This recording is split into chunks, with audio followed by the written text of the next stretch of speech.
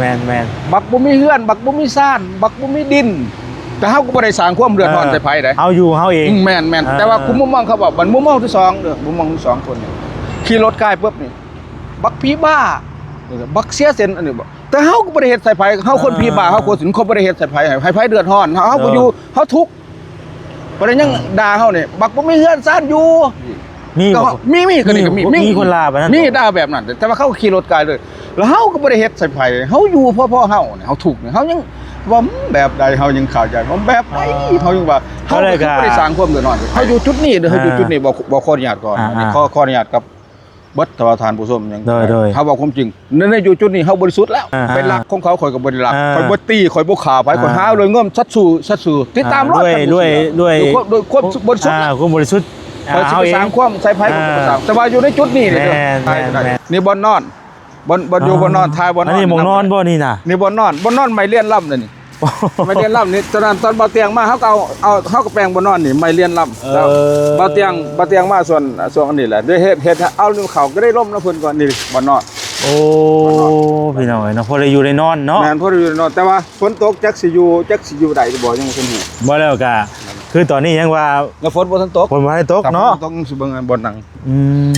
มาไทยน่ะเป็นคนดูทางใดกัมพูเจียมาแต่อายุ16ปีนะแต่ปี1914 15อ๋ออ้ายนี่เป็นคนกัมพูเชียแต่มาอยู่ลาวนี่คือตะบิดน่ะลองเราตอนเริ่มที่ไรบ่ตะบิดก็มาเป็นจั่วดิมาเป็นจั่วมาก็ยังพอมากับบุก็มาเฮียนอยู่สะพายมอต้นอยู่สะพายแล้วก็ไปเรียนจบมอต้นอยู่ในคนท้องเด้โดยคนท้องแล้วก็ขึ้นมาเฮียนอยู่ในสวรรค์เขตเรียนเนี่ยยานามอันนี้มา6จบไสยภูมินี่แหละเป็นครูบาอะไรมาแล้วก็ซิกแล้วขึ้นเวียงแล้วก็ปี2005ก็ว่ามายามบ่ค่ำแล้วก็ลงมาอยู่สวรรค์เลยแต่2005ก็บ่อยู่สวรรค์เลยถือว่าไป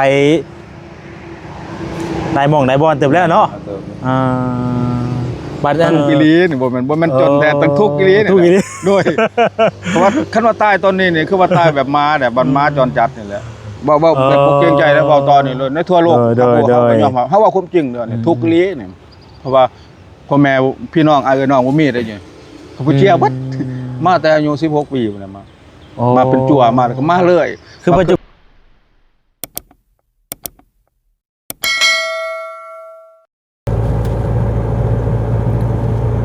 พี่น้องเอ้ยเนาะเปิดภาพเปิดคลิปมามื้อนี้พี่น้องเอ้ยอยู่ถนนหนทางเด้อพี่น้องเด้อกำลังขับรถเนาะมุ่งหน้าไปทางสวรรค์เขตนี่แหละพี่น้องเอ้ยเนาะเอากลับทักทายสบายดีพ่อแม่พี่น้องเบิดสู่คนเด้อพี่น้องเด้อยินดีต้อนรับทานเข้าสู่ซ่องเบาแสนบ้านเฮาอีกแล้วพี่น้องเอ้ยเนาะวันนี้ก็ออกมาแต่เช้าแน่พี่น้องเอ้ยตอนนี้ก็เป็นเวลา9 โมงปลายหรือว่า9 โมงครึ่งเนาะลงมาไปแหละพี่น้องเอ้ยเส้นทางสวรรค์เขตเนาะมื้อนี้พี่น้องเอ้ยทางบ่แสนก็สิไปซื้อเตียงเนาะสิไปซื้อเตียงนี่แหละพี่น้องเอ้ยสิไปซื้อเตียงไปให้อีกครอบครัวนึงแล้วก็พอดีลงมาทางนี้พอดีพี่น้องเอ้ยลงมาทางนี่พอดีแหละก็เลยสิไปหา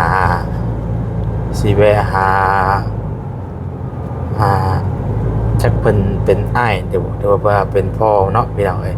อาจจะเพิ่นอายุเท่าใดแล้วก็ยังบ่ได้จักเพิ่นปานใดเพราะว่าเพิ่นพักอยู่ริมถนนหนทางนี่แหละพี่น้องเอ้ยเนาะเป็นเห็นในคลิปบ่เตียงเนาะเพิ่นถ่ายลงไปพี่น้องเอ้ยเนาะอยู่ในนี่แหละทางเส้นทางกายลงไปสวรรค์เขตนี่แหละพี่น้องเอ้ยพอดีมันเป็นคนกัมพูชาเนาะคนกัมพูชานี่แหละพี่น้องเอ้ยเนาะแล้วก็เป็นมาเฮ็ดเวียกอยู่แบบอยู่ริมถนนหนทางอยู่บ้านนี่แหละหรือว่าจังใดเนาะเฮาก็ยังบ่ทันได้รู้รายละเอียดปานใดก็เลยว่าสิแวะถามเราก่อนฮอดได้พี่น้องเอ้ยเนาะนี่แหละนี่มันจะอยู่ทางเดียวเขานี้เลยพอดีสิแวะถามไทยแล้วก่อนเข้านึงพี่น้องเอ้ยเนาะ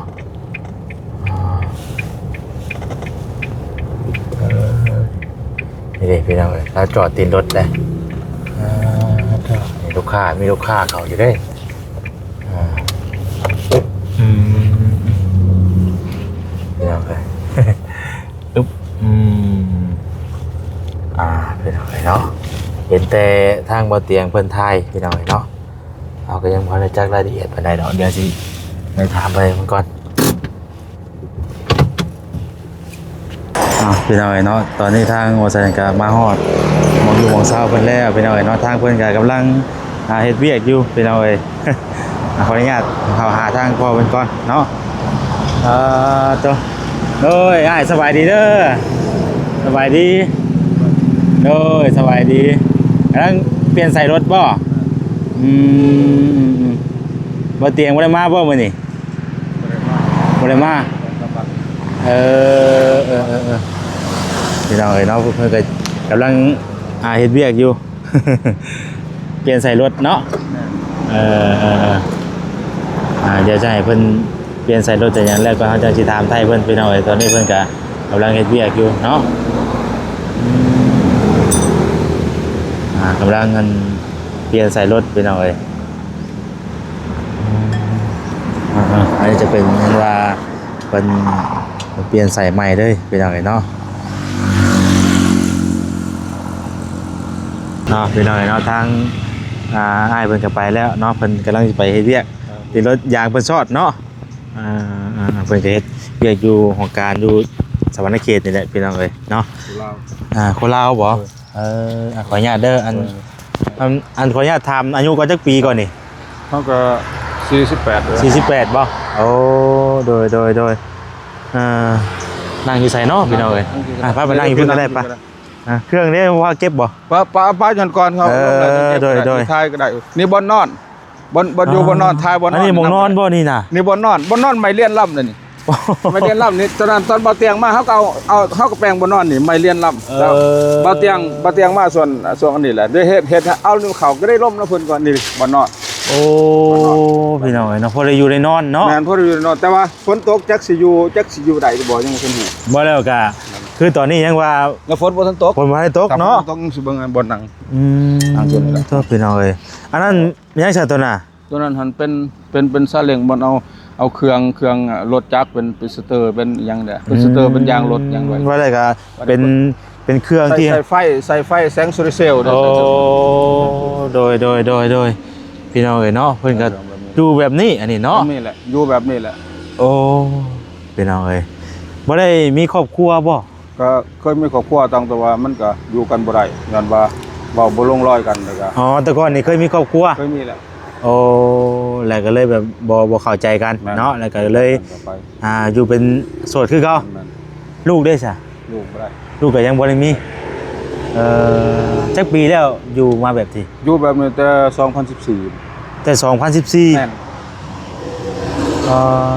แต่2014นอนแบบนี้แหละนับอยู่นอนสมาธิก็นอนแบบอยู่แบบนี้แหละนอนแบบนี้แหละคำว่าก็นอนแบบนี้อยู่แบบนี้กินแบบนี้เนาะแบบนี้แหละว่าชีวิตจุดเริ่มต้นเนี่ยคือว่าเฮานี่เฮาอยู่แบบนี้นะถ้าคือว่าเฮาเฮ็ดบุญอยู่แต่ว่าบุญกุศลคือว่าบ่ค้ำนู้นจักเทื่อแบบว่าโดยเพราะถ้าเพื่อนดินบ่มีน่ะถ้าเฮาตายไปก็บ่ต่างกับหมาแหละหมาจรจัดบ่คนญาติต่อทุกมุมมองทุกความเข้าใจในว่าความจริงบ่แม่นว่าเว้าใส่ผู้ใดผู้หนึ่งเด้อนี่โดยเฮาเว้านี่คือว่ามันเห็นทั่วโลกเนาะว่าบ่ต่างกับหมาจรจัดถ้าเฮาตายก็ตายกลางทางเฮือนซ่านบ่มีดินบ่มีนี่เป็นคนแบบเป็นคนทางมาแต่น้อยๆพุ่นแหละขออนุญาตนะอ้ายน่ะเป็นคนดูทางใดกัมพูชีมาแต่อายุ16 ปีนะแต่ปี1914 15อ๋ออ้ายนี่เป็นคนกัมพูชีแต่มาอยู่ลาวนี่คือตะบิดน่ะลองเราตอนเริ่มที่ไรบ่ตะบิดก็มาเป็นจั่วดิมาเป็นจั่วมาก็ยังพอมากับบุก็มาเฮียนอยู่สะพายมอต้นอยู่สะพายแล้วก็ไปเรียนจบมอต้นอยู่ในคนท้องเด้อโดยคนท้องแล้วก็ขึ้นมาเฮียนอยู่ในสวรรณเขตเรียนเนี่ยเรียนอันนี้ม.6 จบไสยภูมินี่แหละเป็นครูบาเลยมาแล้วก็ซิกแล้วขึ้นเวียงแล้วก็ปี2005ก็ว่ามาย่ำบ่ค่ำแล้วก็ลงมาอยู่สวรรค์เลยแต่2005ก็บ่อยู่สวรรค์เลยถือว่าไป ได้หม่องได้บอลเติบแล้วเนาะอ่าบัดนั้นเป็นสร้างเป็นยังไงเด้จ้ะ ต้นสร้างนี่ เฮียนบ่ แต่ก่อนบ่บริเฮียนเลยจุดเริ่มต้นนี่เฮาเป็นอยู่ในเครื่องดาวบริษัทเครื่องดาว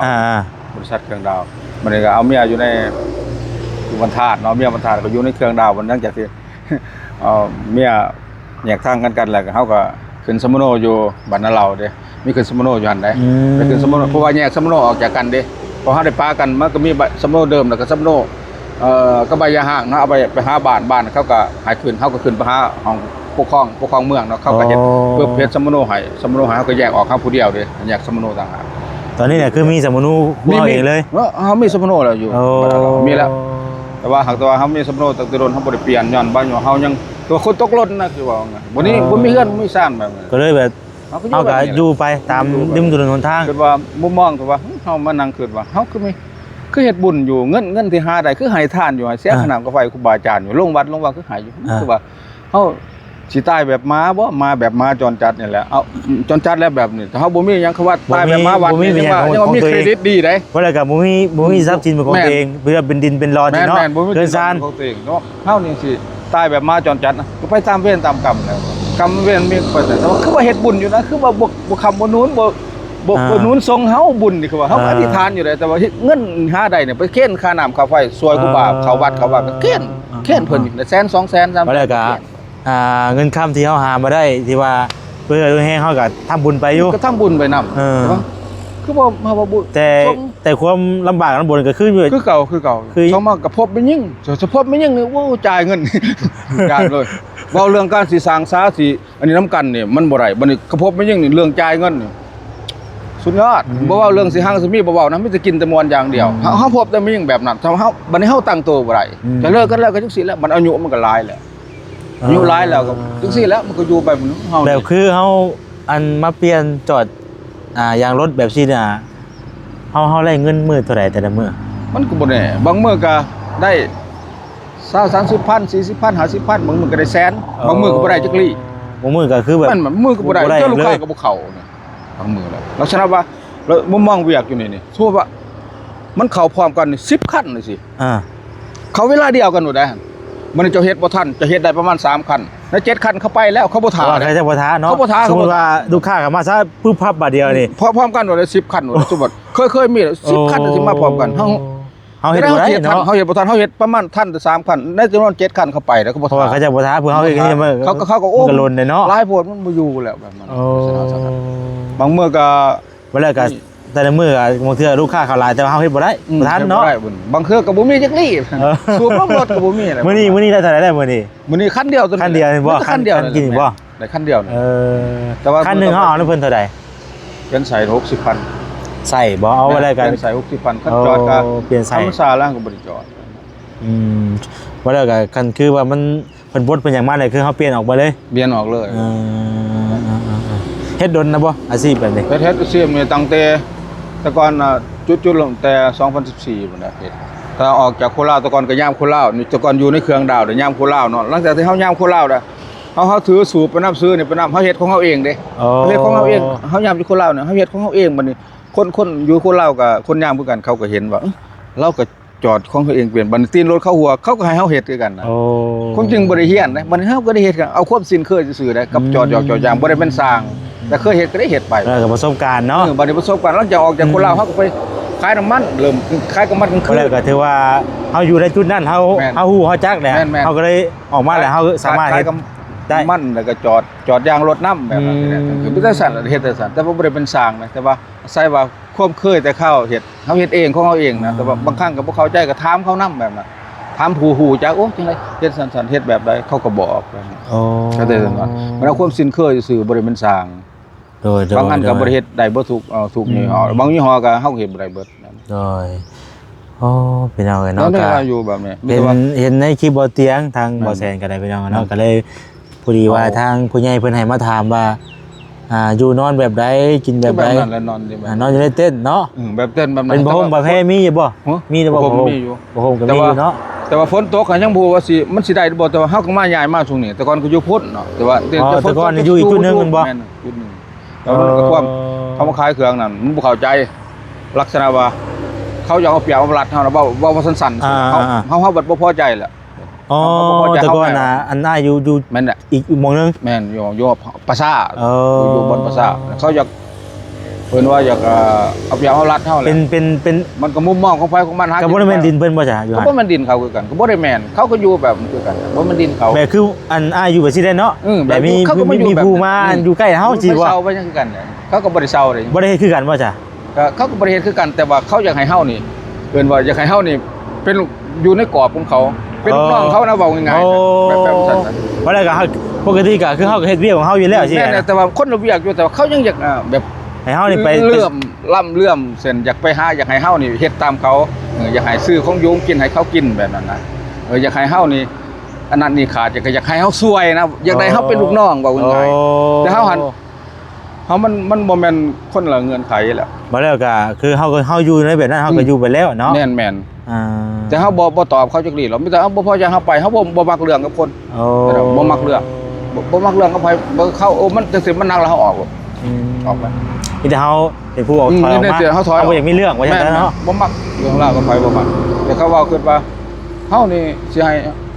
เฮ็ดหันเฮ็ดนี่ซื้ออันนั้นนี่ให้กินให้ซื้ออันนั้นนี่ให้ไปเฮ็ดเขาเฮ็ดกินน่ะกินน้ำกันจังซี่มันคนละเวียกแหละเฮาก็บ่เฮาบ่แม่นสิไปแบบนั้นว่าไปหาเงินก็หาเงินของไผของมัน แบบนี้น่ะ เขาก็สิหาเงินคือเก่าเขาก็บ่ได้เซาของอยู่คือกันแหละ เฮาย้ายออกมาอยู่แบบนี้เนาะ เขาก็มาอยู่แบบนี้แต่ก็อยู่แบบนั้นก็นอนแบบนั้นคือเก่าเขาอยู่กันต้นๆ สมมุติว่าคือในกรณีว่าเพิ่นสิมีโครงการนั่นนี่ก็เฮาก็ได้ออกเองเนาะ แม่นเฮาออก ยังบ่ได้ แต่ว่าอยู่หั่นก็ใจดีเจ้าของดินเขาใจดีคนมีเงินได้ อยู่นี่เพิ่นก็ฮู้แล้วบ่ อยู่ในฮู้แล้ว ฮู้แล้วแม่นบ่ ฮู้แล้วเพิ่นก็ลงมาถามเลยชวนเพิ่นลงมาถามนี่จังซี่เนาะเพิ่นลงมาเฮาก็บ่ว่าดินนี่เป็นดินวางเนาะเฮาก็เป็นคนทุกข์คนหนึงเนาะเพิ่นก็สิต้นนี้เขาก็คนมีเงินเนาะคนมีดินนี่เขามีเงินเด้เขาคน อ๋อมีดินอยู่ใกล้หน้าทางว่าสิเนาะ น้อยใกล้ บ่ได้ก็ เฉพาะเฮานี่จังซี่ผมมองจุดนั้นว่าดินตอนนี้นี่เขาคือสิบ่ได้สร้างสาง่ายดอกมีแต่เฮาก็ไปอยู่แต่ว่าบ่รู้จักคนใดเฮาก็มาอยู่ก่อนหลังจากที่เขามาแล้ว เพิ่นเห็นบัดนี่ บัดนี้ เจ้าของดิน เจ้าของดินเขาลงมาถามว่าเราลงมาแล้วเจ้าของดินเขาลงมาเขาว่าเฮานี่เจ้าของดิน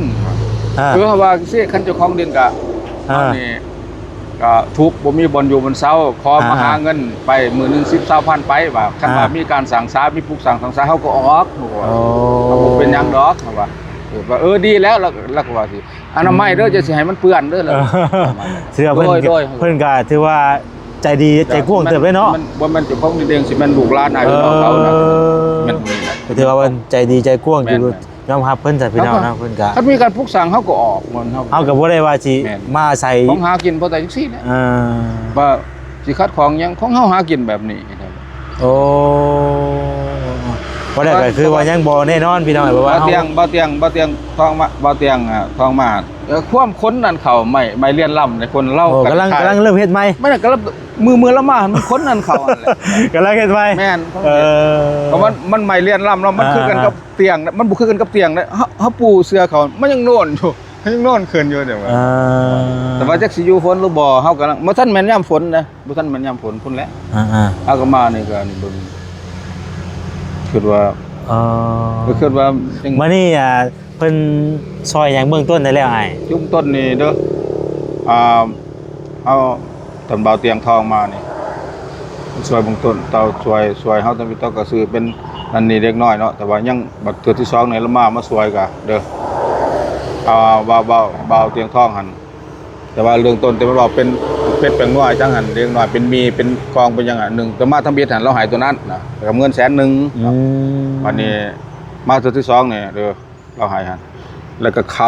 ขาสอบหนึ่งแล้วก็เงิน200,000แล้วก็โทรศัพท์เฮาว่าโทรศัพท์นี่แต่ก่อนนี่เฮาติดตามบ่าวเตียงทองนี่บ่แม่นแต่มื้อนี้วาดนี่หลายปีแล้วแต่บ่าวเตียงทองแล้วสวยอยู่จุดใดนี่เฮาเห็นบัดติดตามเพิ่นอยู่ แม่นเฮาติดทุกก็กดติดตามบ่เคยเห็นบ่ บ่เคยเห็นแต่ว่าสำหรับบ่าวเตียงทองนี่ข่อยว่าผมนั่งเพิ่นนี่คนใจบุญเนาะเขายุ่งยากซับซ้อนหยังบ่สามารถแก้เข้าได้สวยเข้าได้เบิ่งเข้าได้แต่ว่าเพิ่นนี่ได้ทั้งบุญได้ทั้งเงินเฮาว่าดีบ่สำหรับเฮาคนบวชเนาะเฮาคนบวชเฮาติดตามแล้วกดติดตามแล้วกดติดตามแล้วกดยกโป้ให้เราว่า ก็หลายบอลนั่นเราไป ติดตามบ่แสนนำด้วยบัดนี้เด้อ โดยครับยังโทรศัพท์บอกเพิ่นซื้อมาบอกว่าสิออกไปเฮ็ดเพิ่นก็ซื้อโทรศัพท์ให้1เลยตอนมามื้อที่2นี่เพิ่นซื้อโทรศัพท์ด้วยเงิน2ล้านครับโทรศัพท์1เครื่องของเฮาว่าโทรศัพท์มันเหียเด้โทรศัพท์มันเหียก็บ่ได้ติดตามเพิ่นบ่ติด โอ้เวลาเพิ่นซื้อโทรศัพท์ใหม่ให้ก็เงินเงิน2ล้าน แล้วก็เข้าสารสอบ1เข้าสารสอบ1เพิ่น โอ้เพิ่นซอยเดือนเบื้องต้นแล้วเนาะ เพิ่นโดยเพิ่นก็ดีที่สุดนะว่าบางทีแล้วว่าทุกข์อีหลีแล้วมันว่าแต่มันบ่มีเพื่อนซ่านบ่มีนี่แหละข้าก็ตายแบบมาแล้วว่าจังซี่แหละเขาบอกมันก็บอกอยู่เพิ่นว่า อันนี้เว่าขออนุญาตนำพี่น้องเนาะที่ผ่านมาเฮาก็กลายไปเรื่อยอยู่คือสวรรค์เขตนี่ก็ว่าเรื่อยอยู่ก็เห็นรถนี่ แต่เฮาก็คิดว่าเพิ่นมาตั้งนะเพิ่นมาตั้งไว้ว่าถึงเฮาจะยังบ่มีหน้าห้านเนาะแต่ว่าเฮาก็มาตั้งแล้วก็ถือว่าเฮามีบ้านมีหยังแล้วแค่เฮามาตั้งไว้ว่ามาเฮ็ดครับแบบว่าหยังก็มาแบบให้จอดรถติดรถอย่างซี่แล้วก็กลับบ้านคือเก่าซี่นะ จนแท้เนาะนี่ทุกข์อีหลีนี่บ่แม่นจนแท้ต้องทุกข์อีหลีนี่ด้วยเพราะว่าคันว่าตายตอนนี้นี่คือว่าตายแบบม้าเนี่ยบันม้าจรจัดนี่แหละบ่แบบบ่เกรงใจแล้วเว้าตอนนี้เลยในทั่วโลกเฮาว่าความจริงเด้อนี่ทุกข์อีหลีนี่เพราะว่าพ่อแม่พี่น้องอ้ายน้องบ่มีได้ยังเขาบ่เชื่อเบิดมาแต่อายุ16ปีพุ่นน่ะมาเป็นจั่วมาแล้วก็มาเลย คือปัจจุบันนี่ก็เป็นเฮากับบัตรประชาชนเป็นอย่างเฮาได้ซะ มีแต่ว่ามีสมโนมีแล้วสมโนนี่มีแล้วสมโนแต่ว่าคือว่าเฮาว่ากัมพูชาบางคนก็จะตั้งเอาไปสอบเบิ่งโอ้สมโนต้องเปลี่ยนยังบ่ทันได้เปลี่ยนคอยคนผู้เดียวเนาะสิเฮ็ดจะได้แบบนั้นประมาณนั้นแหละเขาก็เอิ้นไปเบิ่งบ่ได้เพิ่นก็บ่ได้ว่าจังได๋นะว่า เพราะว่าเฮาเป็นลาวนี่สมมุติเฮาอยู่จุดนี้เด้อเฮาอยู่จุดนี้บ่ขออนุญาตก่อนอันนี้ขออนุญาตกับบัดทวารทานผู้ชมยังเฮาบอกความจริงในอยู่จุดนี้เฮาบริสุทธิ์แล้วเฮาบ่ได้มาสร้างความอันนั้นอย่ามาบ่ได้ขายนี่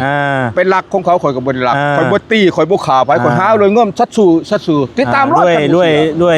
ความบริสุทธิ์ความบริสุทธิ์ข่อยสิไปสร้างความใส่ไผก็บ่สร้างแต่ว่าอยู่ในจุดนี้นี่แม่นบักบ่มีเฮือนบักบ่มีซ่านบักบ่มีดินแต่เฮาก็บ่ได้สร้างความเดือดร้อนใส่ไผได้เฮาอยู่เฮาเองแม่นแต่ว่าคุมมุมมองเขาบอกมันมุมมองที่2เด้อมุมมองที่2คนนี่ขี่รถกายปุ๊บนี่บักผีบ้าบักเสียเส้นอันนี้บ่แต่เฮาก็บ่ได้เฮ็ดใส่ไผเฮาคนผีบ้าเฮาคนสินคนบ่ได้เฮ็ดใส่ไผให้ไผเดือดร้อนเฮาก็อยู่เฮาทุกข์บ่ได้ยังด่าเฮานี่บักบ่มีเฮือนซ่านอยู่มีก็นี่ก็มีคนลาแบบนั้นมีด่าแบบนั้นแต่ว่าเขาขี่รถกายเลยแล้วเฮาก็บ่ได้เฮ็ดใส่ไผเฮาอยู่พ่อเฮานี่เฮาทุกข์นี่เฮายังว่าแบบใดเฮายังเข้าใจว่าแบบใดเฮายังว่าเฮาบ่ได้สร้างความเดือดร้อนให้ไผเฮาก็แล้วก็สิว่าจังได๋พี่น้องเนาะเฮาเฮ็ดเวียกเฮ็ดงานบริสุทธิ์เฮาอยู่เฮาบ่ตอบเขามีแต่เฮาบ่ตอบคือเฮาออกจากจุดนั้นคือกันแต่ว่าข้อ2เรื่องใส่เฮานี่แต่เฮาอยู่หั่นกันหลายๆปีแล้ว6ปี7ปีแล้วอยู่บ่ได้น้อยปีแล้วแต่ว่าเฮาบ่ตอบเขามีแต่ว่าโอ้มันบ่อยากมีเรื่องเฮาออกไปก่อนจนว่าถึงกลัวบาวกลัวแห้งแล้วหมู่จึงจะได้หมู่กับเฮาสิเอาเฮาแท้โทรหาหมู่บ่นี่หมู่มีคนลาถึงขั้นแบบว่าขี้ทุกข์บ่เฮือนอยู่อันนี้เป็นความจริงเลยตัวนี้สาธุ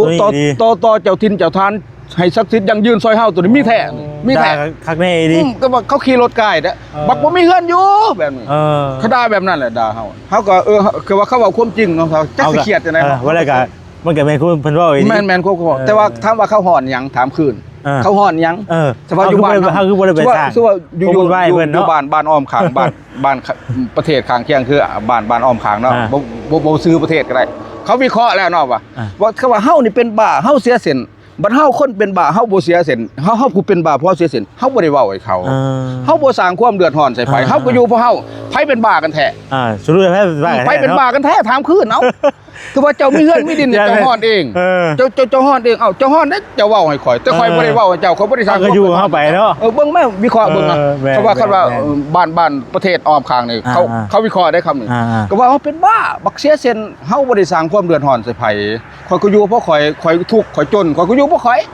เขาบ่ได้ตีไปข่าไผเขาบ่ไปด่าไผแต่เจ้านี่เจ้าเดือดร้อนเองเจ้าเห็นข่อยแหละมาลาไปสิเนาะแม่นว่าเขายังว่าเฮาก็แต่ว่าเฮ็ดคือคนโง่เฮาบ่ตอบเขานี่คือคนโง่ได้ครับว่าแต่เฮาบ่ตอบแต่ว่านี่มันสมองเขาเข้าใจเฮา แต่เฮาก็ฮู้อยู่เนาะแต่ว่าเฮาบ่อยากเว้า ก็คือว่าเฮาเป็นบ้าเฮาเสียเส้นดะแต่ไผบ้าไผกระแทกแต่เฮาเป็นบ้าเฮาเสียเส้นข่อยบ่ได้เว้าให้ไผข่อยก็อยู่แต่ข่อยบ่มีเฮือนบ่มีดินข่อยก็อยู่แต่ข่อยบ่ไปสร้างความเดือดร้อนใส่ผู้ใดผู้หนึง เฮาก็หาอยู่หากินของเฮาไปด้วยความสามารถของเฮาเองเนาะผู้นี่ว่าผมซึ้งเด้มุมมองหนึงนี่เฮาได้เงินเนาะมุมมองที่2เฮาซอยสังคม5โมงนับจาก5โมงแล้วนี่เขาปิดห้านแล้วห้านใหญ่เขาปิดแล้วตลาดโลกนี่ตีนรถทัวร์นี่เฮานี่เฮ็ด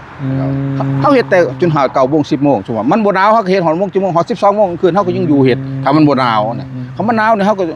อายุเฮาแก่แล้วเฮาก็ต้องได้เข้าเนาะมันบ่ได้มันจังมือบัดนี้ บรรยากาศอากาศมันเย็นเนาะ นี่ก็ว่าซอยสังคมหนึงก็แม่น โอ้แม่น ว่า แม่ มัน นจะ9โมง10โมงกลางคืนนี่เขาปิดแล้วหันใหญ่เขาปิดแล้ว แม่นบาง เฮา คนนี่ นี่ยังลูกสวย รถทัวร์บ้านเมื่อไหร่ รถทัวร์โซคาโซดาเฮ็ดให้เขาอยู่เฮาก็บ่ได้แม่นสร้างแต่ว่าเฮาบ่มีเวียกเฮ็ดงานทำเฮาก็เฮ็ดตามความสามารถทางเฮาเฮ็ดได้ ซ้ำที่เฮาเฮ็ดได้ แต่บ่แม่นสร้างบ่ได้เฮียนจากไส แต่เฮาเฮ็ดได้ ผมสิ เนาะ เคยเฮาเฮ็ดไปซื่อๆแบบนั้นเพราะสิ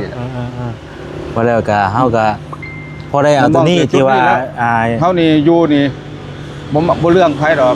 คือมุมมองเขาเว้าคือเว้าสิล่ะสุภาพหมู่ก็โอ้ย เว้าแล้วก็ ห้องด่าเฮานี่ก็จักสิด่าเฮาอีสังเฮาก็บ่ได้เดือดร้อนเจ้าเขาว่าข่อยเจ้าด่าข่อยบ่ข่อยพี่บ้าข่อยเสียเสียนไผบ้ากันแท้อ้าวเนาะ แม่นถามคืนเบิ่งเนาะ ถามคืนเบิ่งถามคืนสมมุติว่าประเทศอ้อมประเทศเพื่อนบ้านนี่เขาวิเคราะห์โดดใดแต่ว่าลาวนี่บ่เว้าประเทศอ้อมข้างนี่เขาถามโดดใดคันว่าเฮานี่เป็นบ้าเฮาบ่ได้เว้าให้เขาจะค้ำเลยได้บ่ได้เว้าบ่ได้สร้างความเดือดร้อนใส่ไผบัดนี้เขาว่าคันเขาคนดีเนี่ยเขามาห้องด่าคนอื่นว่าเป็นบ้าว่าเสียเสียนะไผแท้เป็นบ้าถ้าเอ้าเว้าบัดนี้น่าแบบซั่นเฮาว่าโอ้ว่าหากบ่ตอบไผดอกอันนี้มาสัมภาษณ์ได้จังเว้าความจริงแต่ก่อนบ่ได้เคยเว้าบ่เว้าข่อยบ่เว้าแต่เฮ็ดคือคนบ่ฮู้จักหยัง บ่ฮู้จักบ่มีการตอบโต้เฉยๆอุเบกขาเนี่ยปล่อยว่างไปเลยเว้าหยังก็ปล่อยว่างไปคือบ่ฮู้จักหยังเนี่ย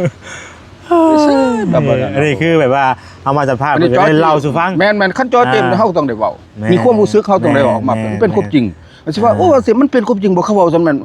ขอให้เจ้าทินเจ้าทานเจ้าแม่ธรณียังยืนได้เฮาเว้าคือเป็นความจริงทั้งหมดเฮาบ่หาเรื่องใส่บุคคลใดผู้หนึ่งหรอกมันบ่ได้ยังหาเรื่องอีหยังใส่คนอื่นแม่นบ่แต่เฮาเว้าเฮาก็บ่ได้ขึ้นกับเฮากับชีวิตเฮาก็บ่ได้เว้าเจ้าจงว่าผู้นั้นผู้นี้เนาะแต่ว่ามีผู้ไปเว้าใส่เฮามันมีคือกระบี่แต่เธอก็คิดว่าโอ้ยังบ่ทันตายเนาะก็สิฮ้อนอีสั่ง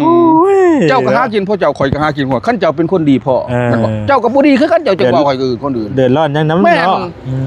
เจ้าก็เป็นบ่ดีพ่อคือกันเขาว่าเจ้าดีพ่อเจ้าสิเว้าแล้วข่อยก็ทุกข์ข่อยก็อยู่คนเฮาก็ให้ก็ทำมาหากินกันเนาะขี่รถไกลโอ้ยังบ่ทันตายเนาะก็ห้องด่าแบบนั้นแต่เช้านี่ก็มีมาแหละต่างเป็นเนาะจังได๋ครับโอ้เขาบอกโอ้ยคือว่ามันจะยิ้มแบบบ่ตอบแบบเขาบ่ตอบไม่ต้องเซอแต่เฮ็ดคือคนโง่คือจ่าแต่ว่าบ่โง่ดอก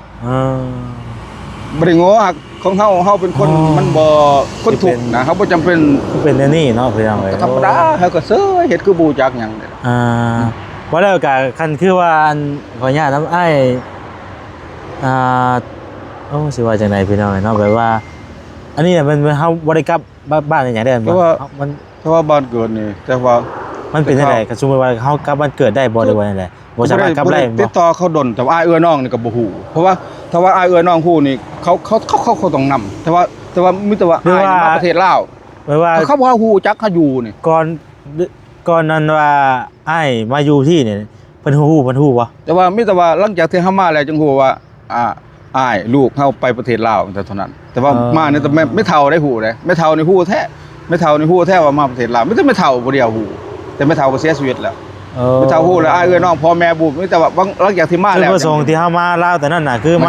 าเฮียนเนาะมาเฮียนแม่นแล้วบวชบ่บวชเฮียนสิบ่เป็นจั่วน่ะบวชเป็นจั่วแล้วก็มาเฮียนนำบัดนี้เคยสาบานตัวเองนำถ้าเฮาไปเฮียนอยู่ประเทศลาวเนี่ยถ้าข่อยบ่ได้ดีข่อยบ่กลับจังซี่ได้บัดนี้ก็มันหั่นบัดนี้คันเฮาบ่ได้ดีเฮาสิกลับเฮาก็บ่กลับคือเขาว่าสู้ว่าบ่แล้วเคยเว้าแม่นๆเฮาเคยสาบานตัวเองแล้วบัดนี้มันสมมุติว่าตั้งเป้ากับตัวเองเนาะแม่นๆบัดนี้มันบ่ได้ดีสมมุติว่านี่เอื้อยน้องพ่อหรือว่าแม่พี่น้องนะถ้าว่าเขาฮู้จักจุดเฮาอยู่นี่เขาต้องนำเขานำรถเขาบ่ทิ่มดอกอันเพราะน่ะเพราะว่าน้องสาวเขาก็บ่ได้บางเทื่อออกคลิปออกอย่างที่ก็เพิ่นสมมุติว่าเพิ่นเห็นเป็นหยังเนาะเพิ่นสิจื้อได้บ่เนาะเขาก็มีแล้วจักบ่ฮู้จักตัวของมาก็แต่เฮาเป็นเด็กน้อยเด้อายุ16ปีแล้วมาชื่อ ซื้ออันจังไดก็ ซื้อมาสู่ลาวมันอยู่ลาวนี่ซื้อสมใจครับ สมใจเนาะ แบบ ซื้ออยู่พุ่นเด้ ซื้ออยู่พุ่นนี่สู้เวียน สุเวือน กัมพูชีซื้อกัมพูชีสู้เวียน ปัจจุบันนี้ยังว่าเป็นว่าได้คือเก่าวะ ก็เพราะว่าเฮา2,000หาเฮาบ่ได้เว้าภาษากัมพูชีเลยแต่2,000หาเฮาบ่ได้เว้าจักเรียเลยกัมพูชีเฮาก็มันก็เว้าบ่ได้หลาย มันว่าได้กับส่วนหลายเฮาก็มาอยู่ใช้ชีวิตอยู่ในประเทศลาวล่ะ เขาบอกแต่ เฮาก็ใช้ภาษาลาวเนาะ ภาษาลาวมันสไตล์แบบลาวแต่เขาไป ครับเว้าภาษากัมพูชี2-3คำมันก็ยังแข็งอยู่มันแข็งมันเป็นลาว มันเวลาเฮาอยู่ในจุดนี้เนาะ มันคือจักรีเลยบ่คืออยู่เฮาก็บ่อยากเว้าอยู่ก็ได้เห็นกัมพูชีแท้เฮาล้มเขาเว้าได้อยู่ซ้ำเด็กๆน้อยๆ สมมุติว่าเพิ่นเว้าเนี่ยเฮาฮู้เนาะ ฮู้อยู่แต่ว่าเว้าก็บ่ได้เต็มเลยมันลิ้น แม่น แข็ แล้ ง วว่าได้กับเฮามาอยู่พี่อยู่ลนเฮาก็ใช้ภาษาลาวเป็นหลักเนาะ แม่นบ่เว้าเลยทุกข์แห้งอีหลีว่าเห็นเพิ่นมาสัมภาษณ์ดีใจสุดๆแล้วก็ทุกข์แห้งอีหลีสำหรับเว้าอีหลี บ่ได้คิดได้ฝันว่าสิ บ่คือจักรี มี เลย เพิ่นเข้ามาฮอดจนโตเฮาเอง บ่คือจัก นี่ รีใช่ว่าเคยได้เว้าใช่ว่าในคลิปนี่มันมีแต่เบาเตียงทองแต่ว่าเฮาติดตามที่สุดแต่เนื้อถึงใต้โลดเบาเตียงเบาเตียงทองนี่แต่เนื้อถึงใต้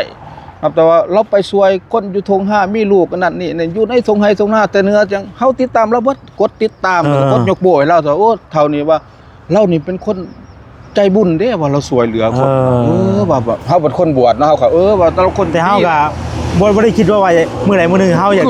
ติดต่อมาหาเพิ่นสินะติดต่อมาหาเพิ่นแต่ว่า สิติดต่อเพิ่นจังไดน่ะยังคิดว่าเฮานี่บ่มีความสามารถติดต่อหาเราเพราะว่าเฮาอยากได้เฮือนกับดินผมมองคันเฮามีเรือนกับดินนี่เฮาสิบ่ตายแบบมาจอด คือ จัด ความใฝ่ฝันของอ้ายตอนนี้น่ะตั้งเป้าไว้น่ะคืออยากได้หยังในชีวิตนี่ ชีวิตนี่คอยพูดนี่เฮาก็บ่มีเฮือนบ่มีดินคือเฮาอยากได้เฮือนกับดินเฮาอยากได้ หลักๆก็คือ มันจัง ดินเนาะ แม่นดินกับเพื่อน ไว้เฮาอยากมีของตัวเอง ที่อยู่ที่เช่าเป็นของตัวเองเนาะ สว่าได้ดินแล้วสว่าบ่ได้เฮ็ดเฮือนฉันบ่ได้ถึงเขาสามารถเฮามีดินอยู่เฮามีบ่อนจุดยืนเด้เฮาตัดปุงตุกตูบน้อยๆเฮาก็อยู่ได้แบบนั้นตัวนี้นี่ถ้าเฮาบ่มีจุดยืน ว่าแล้วก็สมมุติว่ามันสำคัญเลยคือเรื่องดินเนาะ แม่น ดินแล้วก็หมองอยู่หมองเช่า แม่น คือหมองอยู่หมองเช่านี่เฮาจังจัดแจงที่หลังก็ได้ แม่น จุดหลักคือ ดิ ดิ น น ก่ ก่ อ อน น แม่นดินก่อน จุดตัวนี้แหละมันยากพี่น้อยเนาะวันนี้ว่าคือคันเฮาว่าหาเงินหาค่ำกับมันบ่พอสิ บูซ้ำหาเงินซ้ำเฮาหาเงินแบบเฮารายได้แบบเฮานี่สิไปซื้อดินซื้อเฮือนนี่ทั้งชาติบ่ได้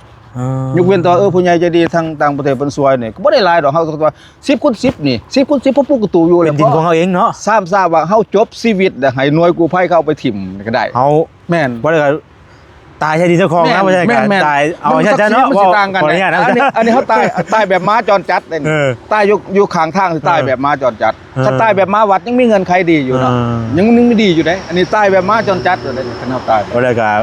็ขออนุญาตนำคันเฮามีดินมีรอนก็พอได้ตายใช่หัน เฮาเครื่องของไปไว้จุดนั้นโอ้เฮามีจุดหันเฮือนเฮาอยู่หันบางคนว่า เอามีเป็นรักเป็นแรงว่าซั่นซะ บางคนว่าโอ้ ให้ก็ได้ร่อนไปเนาะ เจ้ายังแม่น อ๋อ บางคนว่าบ่มีลูกมีเต่าเอายังอ้าวเฮาตายอยู่แบบอยู่ข้างทางเฮาไปตายอยู่ดินอยู่เฮือนนั่นตัวใดมันมีค่ากว่ากันแม่นบ่ก็แต่หน่วยกู้ภัยก็เอาไปถิ่มคือเก่าแต่ว่าก็ยามันเฮายังว่าตายอยู่เฮือนเขาอันนี้มันตายอยู่ข้างถนนทางนี่มาวัดยังดีก่อน มันบ่ได้ก็มามันก็บ่คักอีก แม่น แนวอีกเนาะ บ่เฮา มันบ่แม่นดินดอนตะหญ้าเฮา แม่น เนาะ แม่นบางทีนี่จะว่าตัวเป็นดินตัววางแต่เข้าบ่เฮ็ดอีหยังเฮาขอเวลาบ่ฮู้จักที่ดินเขานะบัดนี้เวลาเฮามาอยู่แล้วเจ้าของดินเขา จักสิไปใช้บ่แล้วกันเนาะเฮาก็บ่จักกันบ่แหละ เฮาก็บ่รู้จักเลยเฮาก็ว่ามีแต่ เฮาก็บ่ฮู้อยู่ว่าเจ้าของดินเป็นไผอยู่ใช้บัดนี้ เจ้าของดินนี่หัวหน้าหน่วยเขาบอกแหละหัวหน้าหน่วยว่าดินของผู้นั้นเด้อบัดนี้เฮาก็เขาว่าเพิ่นเห็นเฮาอยู่แล้วบัดผู้นั้นเพิ่นสิเฮามาหาเฮาเองเนาะเฮา บ่ ก็ แล้วก็คือเจ้าของดินน่ะเพิ่นเห็นคนมาอยู่เพิ่นก็ต้องมาแน่นอนอยู่แล้ว แม่น เพิ่นต้องมาเบิ่งอยู่แล้ว คือมันบ่แม่นเจ้าของเพิ่นเองหรอกคันมันบ่แม่นลูกก็แม่นหลาน อาจจะเป็นลูกหลานเพิ่นเนาะ จะเป็นลูกหลาน เพิ่นแบบว่า บ่ เพิ่น แม่นเพิ่นเองหรอก ก็ต้องมีอยู่แล้วผู้เบิ่งเนาะ แม่นๆ ผู้ เพิ่นลงมาอยู่เพิ่นขี่รถมาปุ๊บลงมาปุ๊บเฮ็ดหยังเฮาก็ว่าจอดย่างหรือว่าเฮานี่เจ้าของดินว่าเฮาก็ยอมมือเนาะเพิ่นว่าสบายดีเฮาก็บูจักว่าเป็นไผเป็นเจ้าของดินเฮาก็บ่ฮู้จักเฮาว่าแต่ว่าก็ขอคนทุกข์ว่าเฮาก็ขอหาเป็นหาอยู่หากินไป ใส่ไปเพิ่งก่อนเนาะ แต่ว่ามือนึงก็กำไร10,000เนาะจอดยางซื้อว่าเฮาขอหาอยู่หากินซ้ำซาเพิ่นเพิ่นมีการปลูกสร้างแล้วเฮาย้ายเฮาหนีเฮาบอกสิแล้วเพิ่นก็ว่าดีแล้วอย่าเสียดมันเปื้อนเด้อลูกดอกสิจังซั่นแหละ มันก็ธรรมดาเนาะ เธอก็ขี่รถไกลเฮาก็ย่อมือใส่เพิ่นแบบนั้นแหละประมาณนั้นก็ดิ้งดีอยู่ถ้าเพิ่นย้ายเฮาก็ออกประมาณนั้น เนาะพี่น้องคันคือว่าทางอ้ายเฮานี่คันว่าเรื่องแล้วเล่าอะไรก็คือตอนนี้เพิ่นก็ พอได้เป็นช่างอ่า จอดยางรถเนาะ ยางเบิ่งเป็นช่างจอดยางซื้อ มีชุดลายมีแต่จอดยางเนาะ จอดยาง ซ่อมแปลง จอดยางบ่ได้เฮ็ด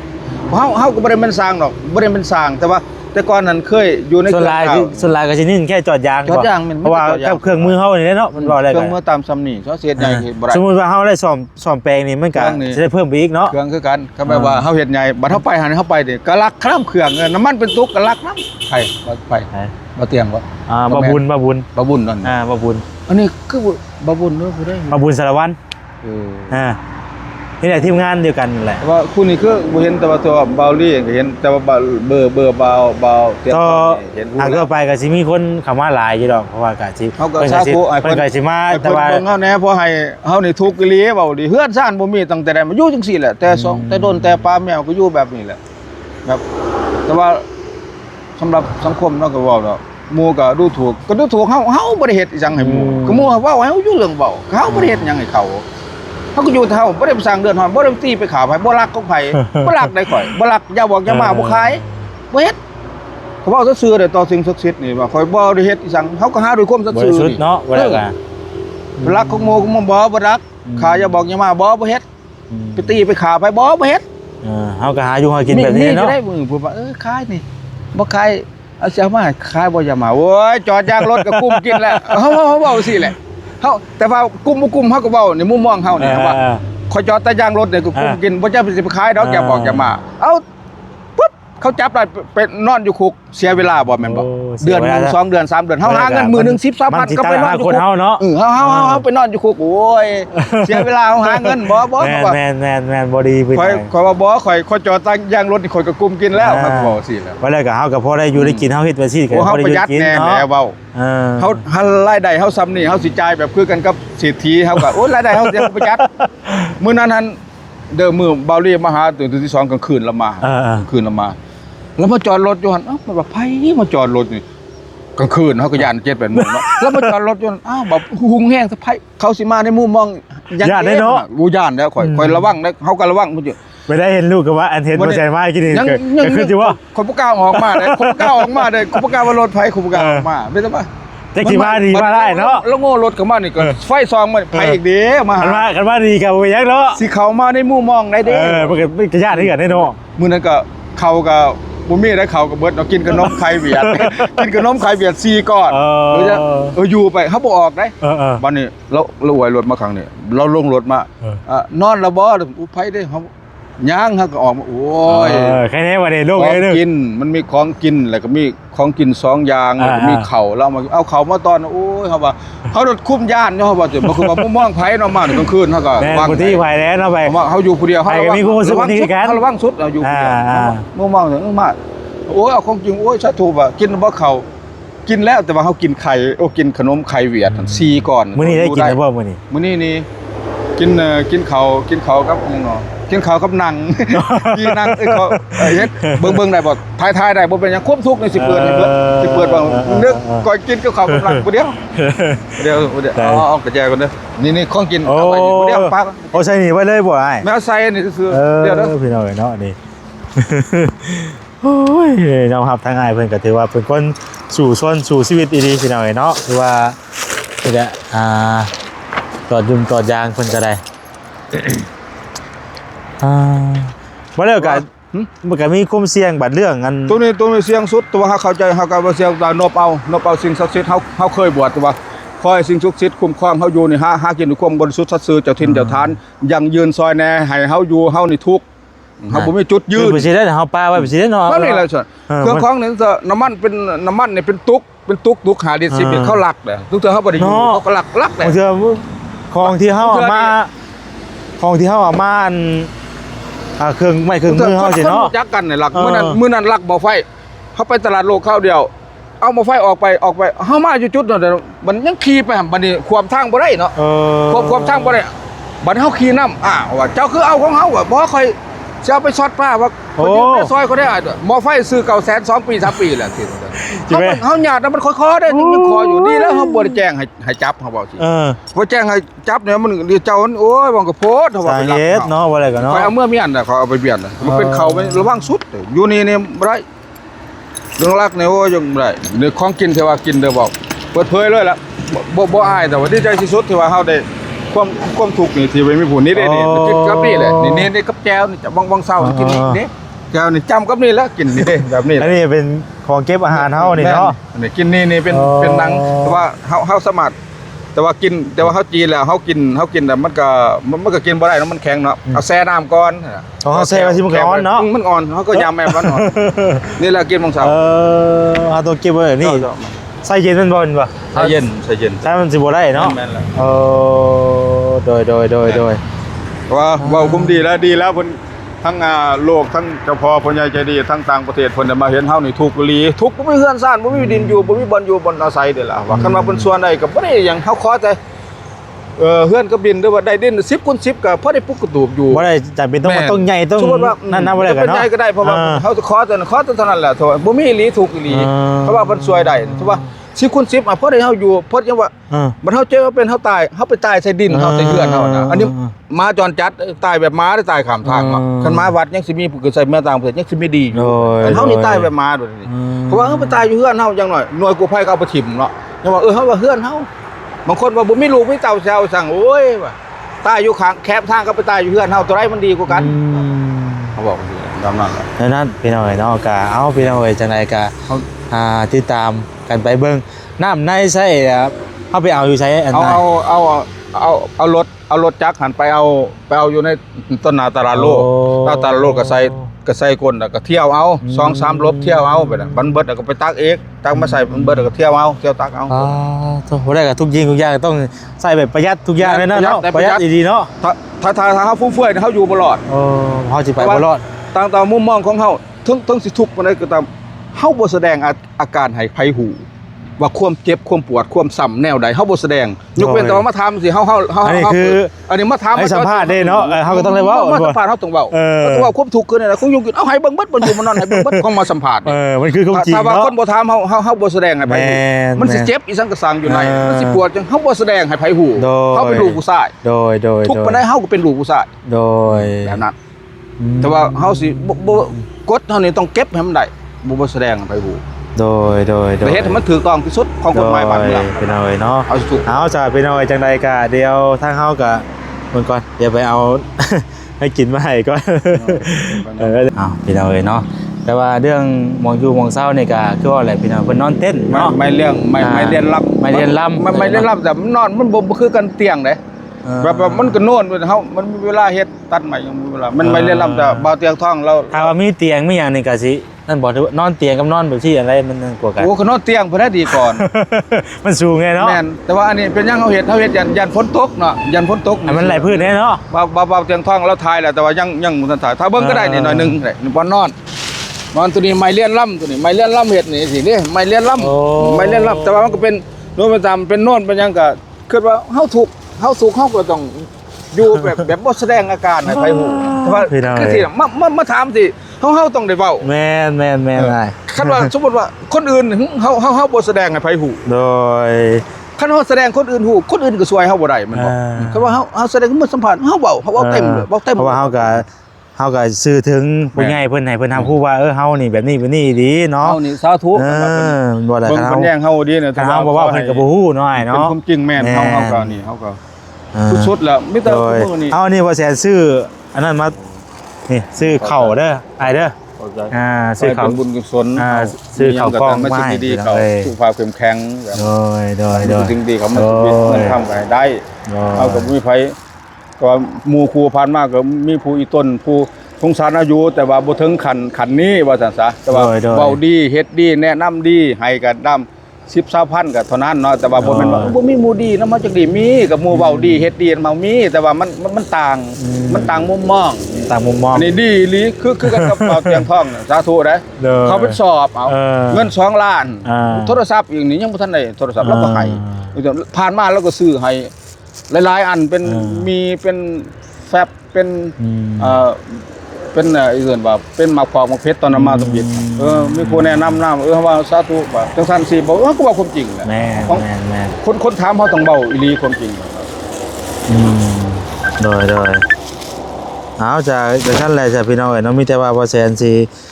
มื้อนี้ก็ซื้อข้าวมาต้อนแน่แล้วก็ครับเดี๋ยวเบิ่งก่อนสิเอาเงินให้ทั้งทั้งอ้ายเพิ่นนำพอได้ที่ทงที่ไทยไว้เด้ออ้ายเด้อนี่แหละพี่น้องเอาเงินให้100,000เด้อบ่ได้สิน้ำสิในกินได้เด้อโดยพี่น้องเอ้ย คนก็ดีแล้วก็ให้เฮาก็ดีใจสุดที่ว่าได้มีผู้อินูสงสารเฮานี่คนผู้เดียวบ่มีพี่มีน้องว่าอีหลีครับคันว่าพี่น้องเขาฮู้อ้ายกับน้องเขาฮู้โอ้ยเขานำเขาบ่แม่นเขาบ่ปาพี่น้องเขาก็มั่นใจสุดแต่ว่าเขาบูจุดเฮาอยู่เฮามาอยู่นี่บ่ฮู้พูดแต่ว่าเขาไปอ้ายไปประเทศลาวก็เท่านั้นแต่น้องสาวอันเขาทางมีแล้วแต่ว่าเขาหักบ่อยู่จักนำนี่แหละ เพราะนั่นก็คือทางจุดประสงค์ให้เพิ่นกันมีความหมายผ่านว่าคันว่าเฮามีเฮือนมีดินเนาะมีดินมีเฮือนแล้วก็เฮาพอเฮาก็มีความสามารถจอดยางอย่างไรอยู่แล้วเฮาก็พอเฮ็ดได้เนาะเฮาก็ตั้งหน้าห้านมีหน้าห้านเองมันก็ถือว่าเฮาหาอยู่หากินไปเรื่อยๆเนาะสมมุติว่ามันเอาจุดเริ่มต้นเฮาตั้งห้านแต่ว่าสมมุติเฮามีสถานที่เฮาเป็นว่าอื่นว่าสถานที่มันเหมาะสมกับจุดเฮาอยู่เนี่ยเพิ่นเนี่ยนอกจากจอดยางรถเฮาเฮ็ดบ่เก่งกับรถจักรเฮาก็ซื้อเครื่องอะไรเครื่องอะไรรถจักรแต่รุ่นเฮาเอามาขายแม่นบ่เฮามาขายเอาเครื่องกับอะไรมาขายคือตอนนี้มันยังตั้งบ่ได้เพราะว่าเครื่องอุปกรณ์เฮานี่คิดว่าตอนนี้ถ้าว่าเฮาตั้งจุดเป็นเองถือว่าเฮาความสามารถเฮาเองเฮาขอเว้าซื่อๆโดดทั้งชาติเลยบ่ได้เพราะมุมมองก็สภาพแวดล้อมก็แต่ว่าขอเว้าแบบรวมๆเนาะสับสนสภาพแบบล้อมสิ่งอ้อมข้างนี่สับสนแต่ว่าเฮาหักบ่แสดงอาการซื่อคันเว้าในแบบนี้ก็มันสิแตะต้องบ่ได้ก็มีแต่ว่าเฮาจังคันว่าเฮามีอาหารมีเฮือนมีชานมีดินอยู่แหละเฮาจังขอเฮ็ดไปตัวนี้พัฒนาไปเนาะคันเฮามีเฮือนมีดินมีอยู่ของเฮาเองนี่เครื่องอะไรรถจักรนี่เฮาเอามาขายหรออันนี้สมมุติเฮาเฮ็ดบ่เป็นเฮาก็ต่อยอดไปได้เองเลยบัดต่อยอดไปบัดนี้เฮาตั้งจุดได้เด้อบัดสมมุติเอาเครื่องอันนั้นอันนี้เฮาซื้อมาขายเครื่องอะไรอยู่ห้านเฮานั้นมีสมมุติเฮามีจุดโดยเฮาก็เฮ็ดบ่เก่งเฮาก็ซื้อเครื่องอะไรเอามาขายหรือว่าเฮาเฮ็ดก็เฮ็ดไปนำซะเพิ่นก็จบบ่ได้เก่งก็เอามาผู้นึงเฮ็ดในตัวจริงที่เฮาเฮ็ดได้เนาะผู้ใดเขาเก่งน่ะก็จะมาผู้ใดเก่งตัวน่ะเฮาก็เบิ่งนำเขาเฮาก็ศึกษาไปนำเขาไปนำโดยเครื่องอะไรเนี่ยเฮาต้องเอามาขายอยู่แล้วเครื่องอะไรรถจักรสมมุติว่าเฮามันเป็นแต่ว่าอันนี้ถามได้จังเว้าแต่ว่าคิดไว้แต่ว่าเฮาเฮ็ดบ่ได้ดอกความสามารถเฮาบ่ได้คือง้อตัวง้อเงินนี่ง้อเนี่ยยากตัวนี้เนาะแต่จุดบ่อยู่นี่เฮายังคิดว่าเฮานี่คือเฮ็ดบุญอยู่เฮาสิตายแบบใดแบบม้าจรจัดบ่แบบม้าจรจัดอะไรแบบนี้เอาว่าตายแบบม้าเนี่ยเฮายังคือเอาว่าก็ไปตามกรรมตามเวรมันแบบนั้นมันคือซั่นแหละแบบนั้นคือจบมาเอาซะก็เว้ากันคุยกันอบรมกันมากันล้นเติบแล้วพี่น้องเนาะก็นี่แหละหม่องอยู่หม่องเช้ากับพอดีทั้งนี่แหละผู้รักผู้ใหญ่เพิ่นให้มาถามว่าเพิ่นสิมันนอนแบบใดมีเตียงบ่หรือว่าจังไดนะพี่น้องมีผ้าห่มผ้าแพร่บ่เนาะก็เลยมาถามเบิ่งผ้าห่มนี่มีอยู่พอได้ห่มตุ่มอยู่เนาะครับมันเปื้อนมีอยู่ผมเตียงเนาะเตียงนอนนั่นได้พี่น้องเอ้ยเตียงนอนบ่มีเตียงนอนก็จะมาสัก2เตียงมันจะควบมันเป็นสิได้จุดนี้เนี่ยเพราะว่าเรื่องดินเจ้าของดินเนี่ยเฮาบ่ได้รับอนุญาตจากเจ้าของถ้าว่าเฮาเฮ็ดดีเฮ็ดมาตรฐานมันต้องยันทั้งแต่ต้องทั้งเจ้าของดินเขาเข้าใจแหละยันแต่ต้องตัวนั้นเฮาสมมุติว่าเฮาเอาเตียงยังมาตั้งให้ได้บ่เตียงก็เตียงซื่อๆค่อยว่าคือสิได้ของมีแต่ว่าคันเจ้าของดินเพิ่นมามีแต่ว่าคันมีการสร้างศาลแล้วเฮาจังเฮาออกให้ดอกเฮาบ่นี่ดอกก็ได้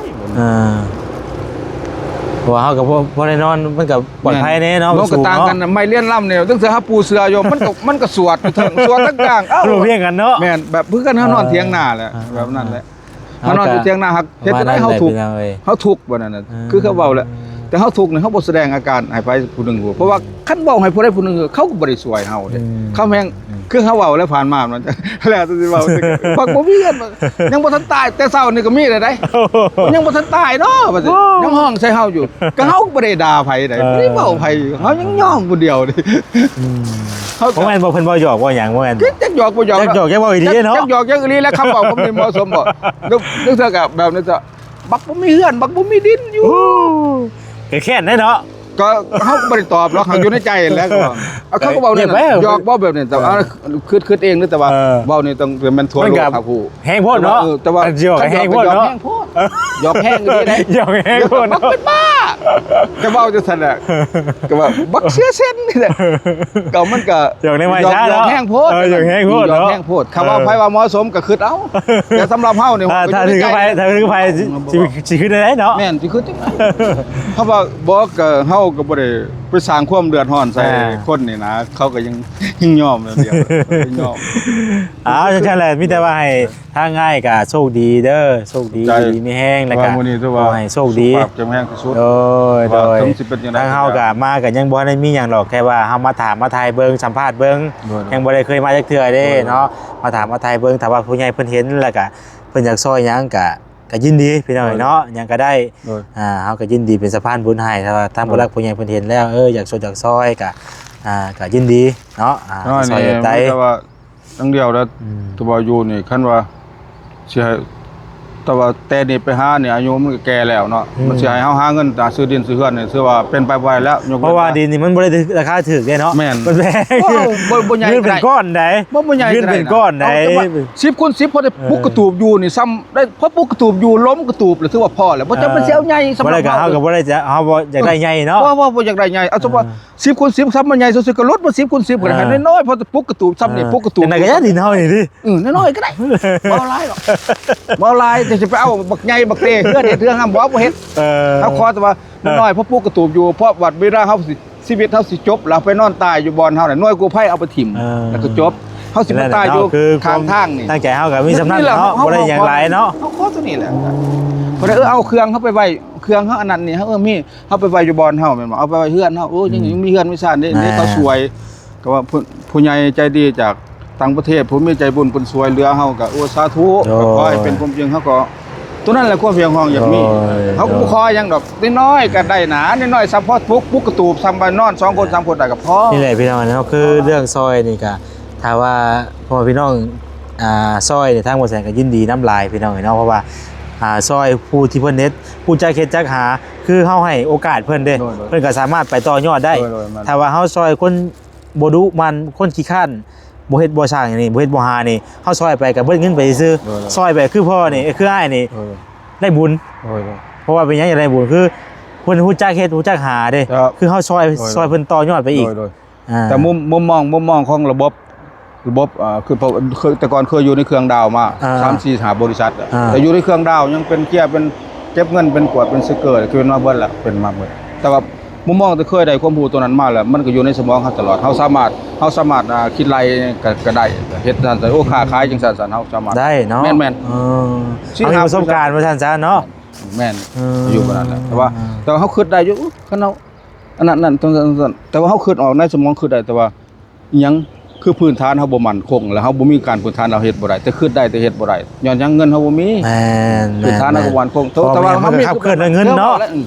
ว่าสถานที่มันซ้อมว่ามีผู้ใหญ่ใจดีเพิ่นช่วยนั่นนี่ขออีต้นเจ้าอันสิเฮาก็โอ้สาธุเดี๋ยวคนเฮาเฮ็ดคือหยังเฮ็ดบ่เก่งก็สร้าง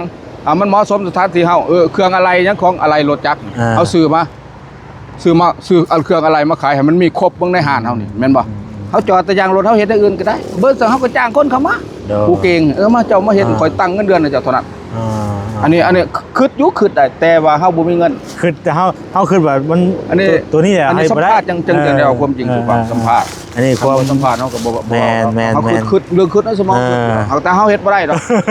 คันยกเว้นแต่ว่าเพิ่นผู้มีบุญมีเพิ่นอยากมาช่วยต่อยอดให้ ปอดเฮาเนาะอยากสนับสนุนเฮาให้ได้เนาะ เฮาเฮ็ดเองเฮาก็ยอม เอามีแต่ว่าขอให้มีแต่เรื่องดีๆเข้ามาเด้อบัดนี้เด้อเนาะมีแต่สิ่งดี ขอดี มีแต่สิ่งดีๆเข้ามาบัดนี้เด้อให้โชคดีให้ความใฝ่ฝันเป็นจริงเด้อไอ้เด้อน้อยๆก็ได้ขอแต่ว่าเวลาที่กระตูมโน้นน้อย10 คูณ 10ก็ได้เด้อขอให้ได้ก็นอนข้างทางนี่บ่ได้นอนตายข้างทางเอาทั้งประแสงขอตัวได้บัดนี้เด้อ ขอให้เดินทางด้วยความปลอดภัยโดยอยู่ดีมีแห้งเพราะว่าสิไปอันเวียก่อนพี่น้องเอ้ยเนาะดีใจที่สุดที่ว่าเฮาได้เว้าความจริงสู่ฟังนี่ความจริงทั้งเบิดบ่ได้ตัวเฮาบ่คิดว่าสิมีวันนี้นะปี2026นี่ถือว่าก็ขอให้ดีๆมันได้ ทั้งปีเลยแหละ โดย ต้อง เอาสบายดีได้เด้อโดย ได้ ขอไม้เด้อ ได้ ขอไม้เด้ออ่า ใช่ ว่าจะ ดีใจที่สุดที่ได้บอกคนทุกคนจริงสุภาพ เอาไม่แต่ขอให้โชคดีแล้วได้เด้อโดยเอาไปแล้วไปหน่อยเนาะ ไปเดินทางด้วยความปลอดภัย โดยเอาโอเคพี่น้องเอ๋ยเนาะตอนนี้ก็ขึ้นมาแล้วรถแรกพี่น้องเอ๋ยเนาะก็จะมุ่งหน้าไปซื้อเตียงซะก่อนเอาเนาะผิดพลาดประการใดก็ขอโทษขออภัยหลายๆพี่น้องเอ๋ยเนาะก็เราประสบการณ์สู่ฟังเนาะว่าจังซั่นจังซี่นั่นแหละพี่น้องเอ๋ยเนาะตามที่เพิ่นเราสู่ฟังนั่นแหละพี่น้องเอ๋ยเนาะท่านใดที่